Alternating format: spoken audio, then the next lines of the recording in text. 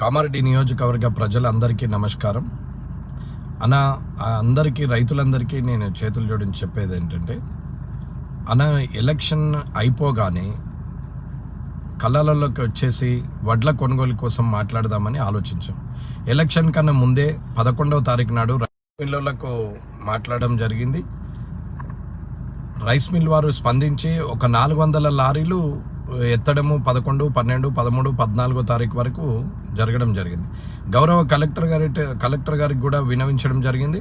ఒక లెటర్ కూడా పెట్టడం జరిగింది. ఎలక్షన్ కమిషన్ పర్మిషన్ తీసుకోండి, ఎఫ్సిఐ వాళ్ళతోని, సివిల్ సప్లైస్ వాళ్ళతోని, రెవెన్యూ డిపార్ట్మెంటు, డిప్యూటీ తహసీల్దార్లు, ఆర్డీఓ, హాకా వాళ్ళు, అట్లాగే మార్క్ఫెడ్ వాళ్ళు, అట్లాగే ప్యాక్స్ సెంటర్ అంటే సొసైటీ సెంటర్ వాళ్ళు, డ్వాక్రా కొనుగోలు సెంటర్లు, అలాగే హెచ్ఎన్టీ కాంట్రాక్టర్లు, లేబర్ కాంట్రాక్టర్స్ వ్యాగన్లకు ఎక్కిచ్చే వరకు టోటల్ ఎంతమంది ఉండాలా? వేర్ హౌస్ గోడౌన్ల నుంచి స్పేస్ ఉన్నది లేదు.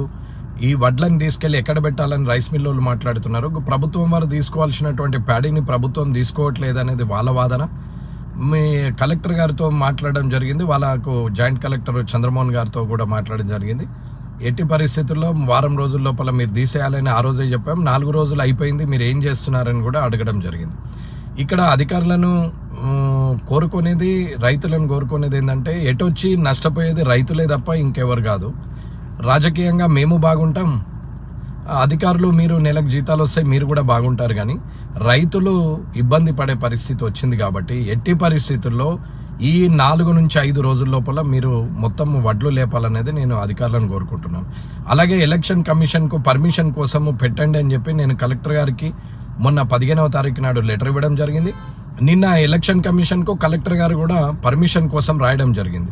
ఎలక్షన్ కమిషన్ పర్మిషన్ ఇస్తే ఈ 7వ తారీఖు దాకా కోడ్ ఉంది కాబట్టి ఎలక్షన్ కమిషన్ పర్మిషన్ ఇస్తే ఇప్పుడు నేను చెప్పినటువంటి మార్క్ఫెడ్ కానీ, సొసైటీ సెంటర్లు కానీ, అట్లాగే డ్వాక్రా కొనుగోలు సెంటర్లు కానీ, డిప్యూటీ తహసీల్దార్లు, ఆర్డీఓ గారు, జాయింట్ కలెక్టర్ గారు, ఎఫ్సిఐ గోడౌన్ మేనేజర్లు, ఎఫ్సిఐ డిఎం గారు, సివిల్ సప్లైస్ డిఎం గారు, అట్లాగే టెక్నికల్ అసిస్టెంట్లు, హెచ్ఎన్టీ కాంట్రాక్టర్లు అందరూ కూడా చేయగలుగుతారనేది నా ఆలోచన. అటువంటప్పుడు ఈ మీటింగ్ పెట్టాలంటే ఇన్ని డిపార్ట్మెంట్లు కలిసి మీటింగ్ పెట్టాలి. ఒక్క వడ్లు ఎత్తాలంటే ఇన్ని కావాలి.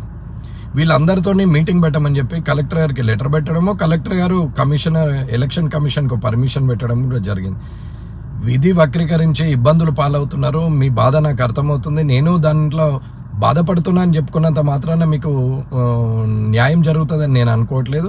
కాబట్టి ఎట్టి పరిస్థితుల్లో గౌరవ కలెక్టర్ గారు ఒక 40,000 మెట్రిక్ టన్స్ ని వేరే జిల్లాలకు పంపించడానికి కూడా లెటర్ పెట్టడం జరిగింది. దానికి అప్రూవల్ కూడా రావడం జరిగింది. నాకు తెలిసి 2-3 రోజుల్లో వేరే జిల్లాలకు కూడా 40,000 మెట్రిక్ టన్నులు వెళ్ళిపోతుంది. ఇక్కడ ఉన్న రైస్ మిల్లు కూడా ఇంచుమించుగా ఇంకొక 40,000 మెట్రిక్ టన్నులు తీసుకుంటే ఈ జిల్లా మొత్తం క్లియర్ అవుతుంది. ఒక్క కామారెడ్డిలోనే ఇంకా 40,000 ఉంది. మనది తీసుకుంటారని అనుకుంటున్నాను. దయచేసి అందరూ అర్థం చేసుకోండి. ఇది తొందరగా చేయాలని చెప్పి గౌరవ కలెక్టర్ గారిని కోరుకుంటున్నాను. ఆ మీటింగ్ కూడా తొందరగా ఏర్పాటు చేయాలని కోరుకుంటున్నాను. జై హింద్, జై భారత్, జై కిసాన్.